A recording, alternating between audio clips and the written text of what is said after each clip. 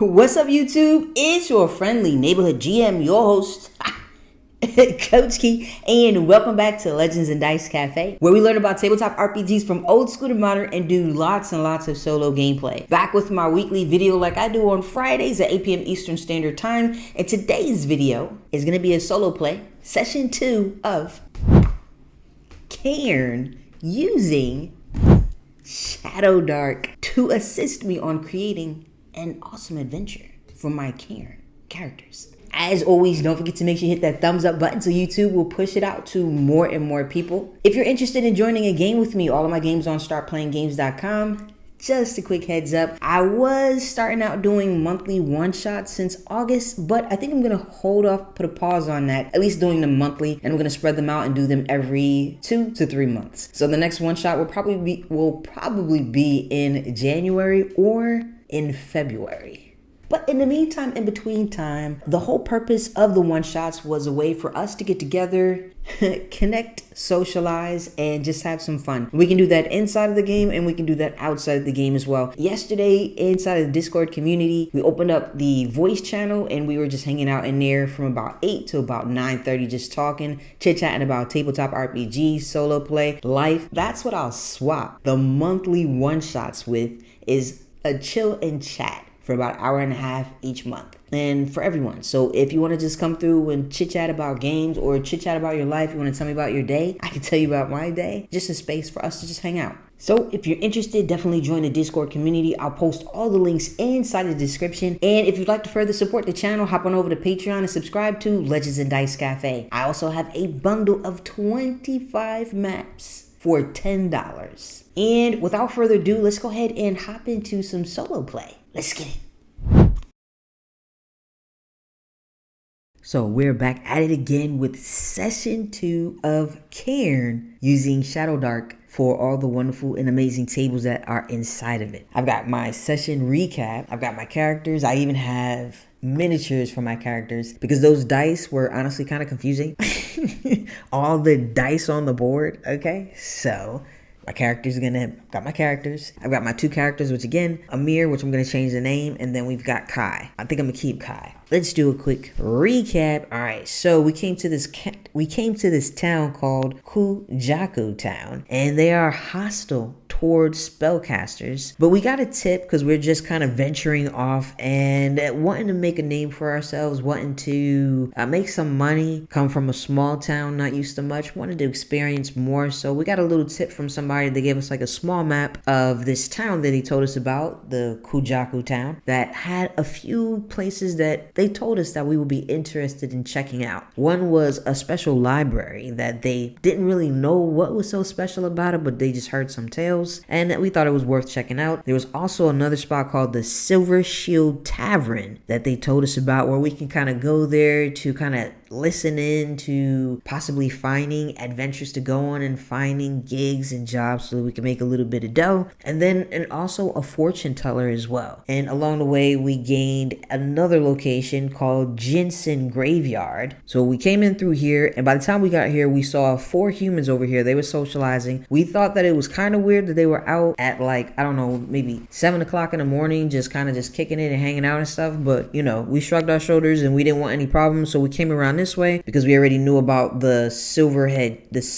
Shield Tavern. So again, we already knew about the Silver Shield Tavern right here. So we were like, we're just going to go this way, mind our business, as we already know a few places that we already want to visit that can possibly put us on to some good stuff, some good money, some good adventures so we can explore. So we came right here, and the Silver Shield Tavern, it was locked. So I guess closed, maybe it was too early in the morning. And as we came around this way, this right here is a river. We named the river as well, Hikari Lake right here. We've got a few things on here, so hopefully it's not so scattered that you don't understand. So we've got some trees right here. We saw 4 humans. We headed this way towards this tavern. It was locked. We came around and we passed Hikari Lake. And as we were passing Hikari Lake, we ended up seeing some sort of sorcerer who was on top of a log randomly. He was kind of warning people of some armored skeletons roaming the graveyard. We took note, but we didn't put too much energy into it, and we continued this way. And we headed towards the library. We also thought it was weird that he was up here because I don't think anybody else was around, so it was kind of odd that he was up here warning, nobody who was around, warning the townspeople, but they weren't around. So I thought that was a little weird as well. But anyway.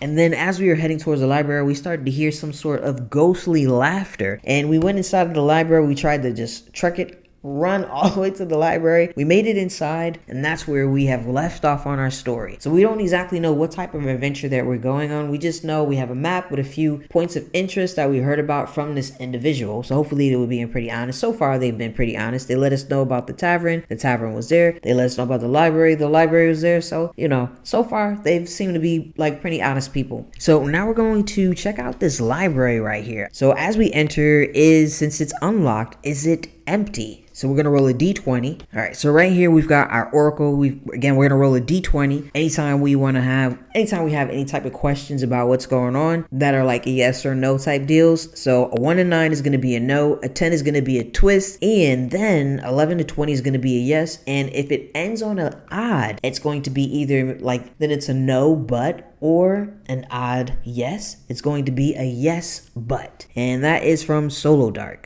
All right, so we're going to roll a d20. So as we come inside, is anybody else in the library? So we're going to come inside. We're going to come inside, and we don't want anybody to think that we mean them any harm. We want to let them know we come in peace. So I'm going to come inside. My witch is going to come inside, and he's going to say, hello, is anybody inside? So is anybody else going to call out to us to let us know they're there? So 15, yes, somebody has called out to us, but let's try on this table right here. Since we got an odd yes, but let's try and see where these prompts take us. So we're going to roll a D100. So we got an 80. I'm going to write those words down real quick. Maybe something will come from it. And I'm going to roll again on it. Let's see, this time we got an 89. We got guide and idea.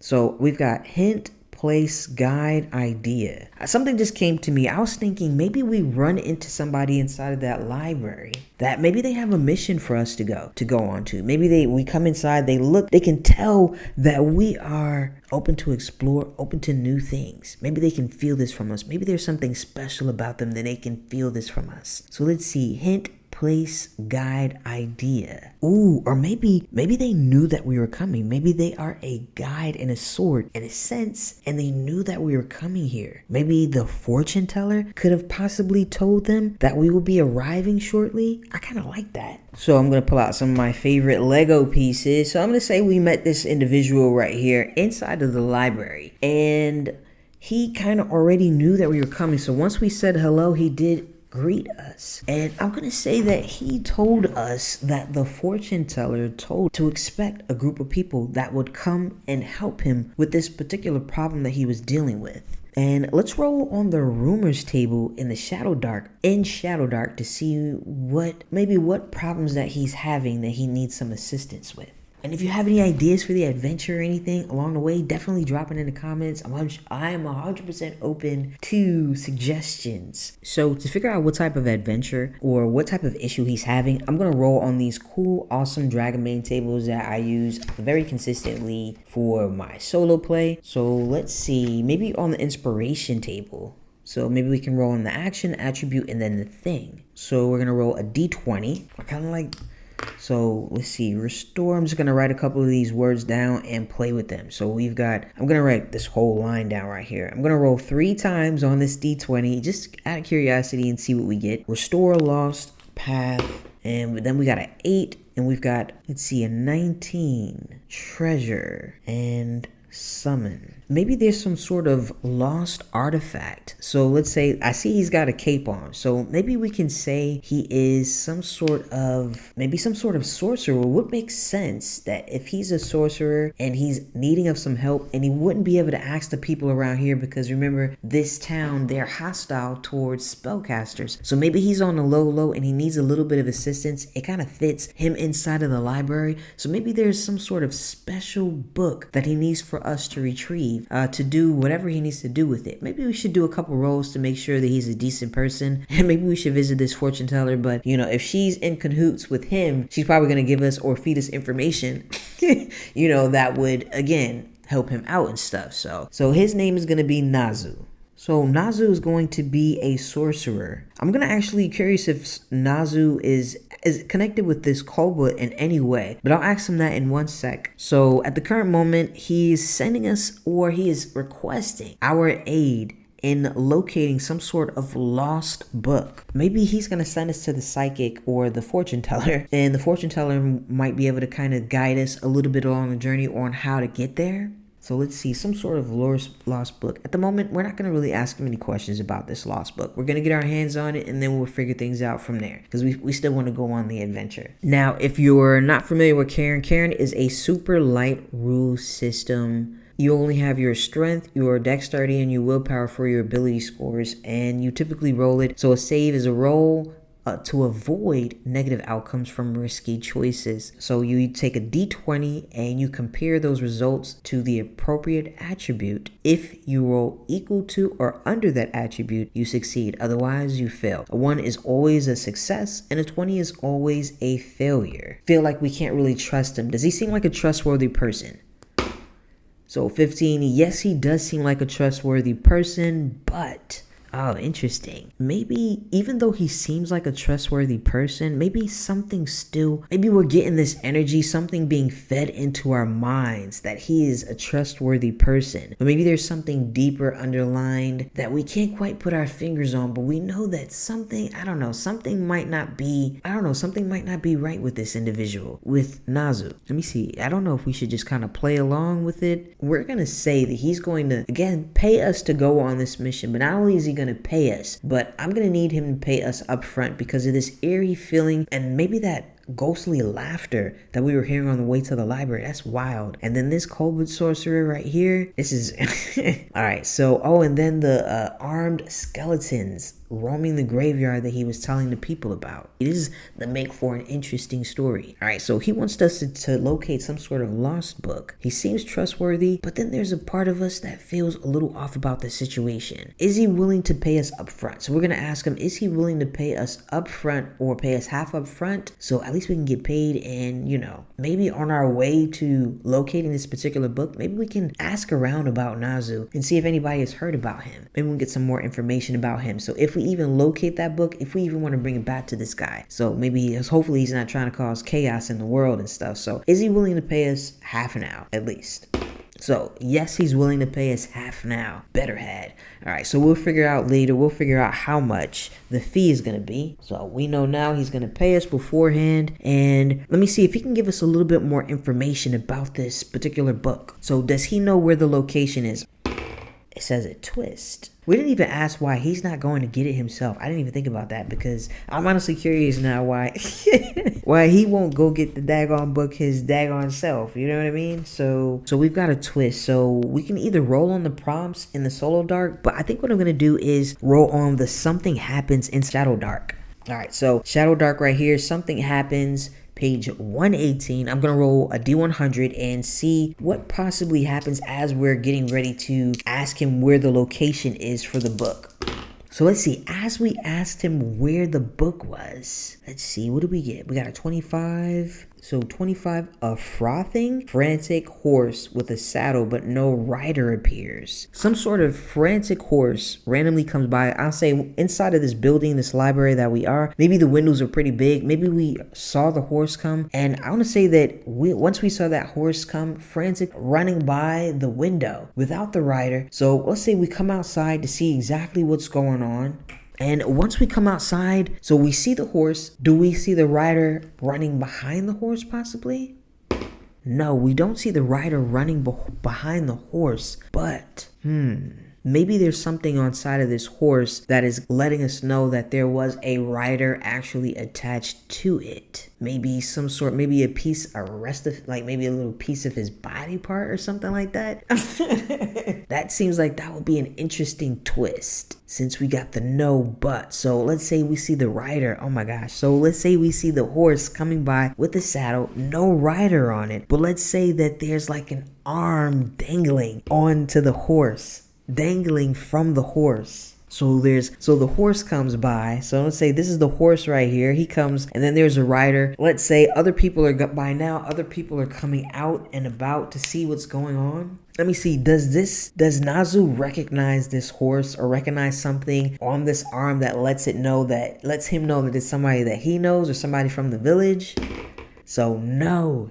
He does not recognize it. So some random person, some random horse comes into their town. Oh my gosh. So that means that possibly something is clearly chasing it if it's running into town. So I'm going to look back. Let's see how far out we can go. Just out of curiosity, we're going to look around and see if, though we don't see the rider, is there anything else coming this way?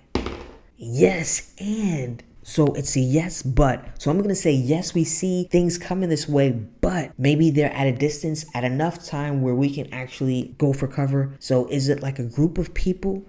No, it's not a group of people. So maybe it's some sort of monster that is running this way. I don't want to assume this monster is hostile, even though it is running and the horse is frantically running this way and running away from it. Yeah, so we're going to go ahead and seek cover at the current moment. I'm going to move these people. I'm going to say all the people are around when they see this horse. And if we see these people, we're going to go ahead and warn the people. Everybody get into your houses. Get back inside wherever you are. There's something coming this way. I don't know what that something is. We'll see. We'll find out in a sec. There's some sort of monster. And it's just one individual clearly running this way. We've let everybody know, run, get inside the house. And so we're going to head into the fortune teller. I'm going to say the fortune teller. Maybe the fortune teller would be helpful in trying to figure out what is possibly going on, what's going on. So we're going to head to the fortune teller's house and just head inside. And actually on that note, we're going to go ahead and pause the session. I hope you enjoyed session 2 of Cairn Adventures using Shadowdark.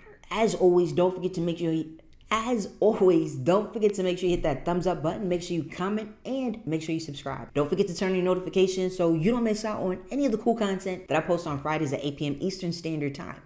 Shouts out to Soloist Venture. You're probably already familiar with her. She has an amazing YouTube channel. Shouts out to Soloist for coming to hang out with us in the chillin' chat yesterday, just chatting about life in general, which was super cool, a really cool vibe. If you have any suggestions on videos you would like to see, any types of tips, tricks, solo plays, definitely drop it inside of the comment and let me know what you're playing right now as well. Have a fantastic, awesome rest of your weekend, and of course, again, the rest of your week, and I'll see you guys in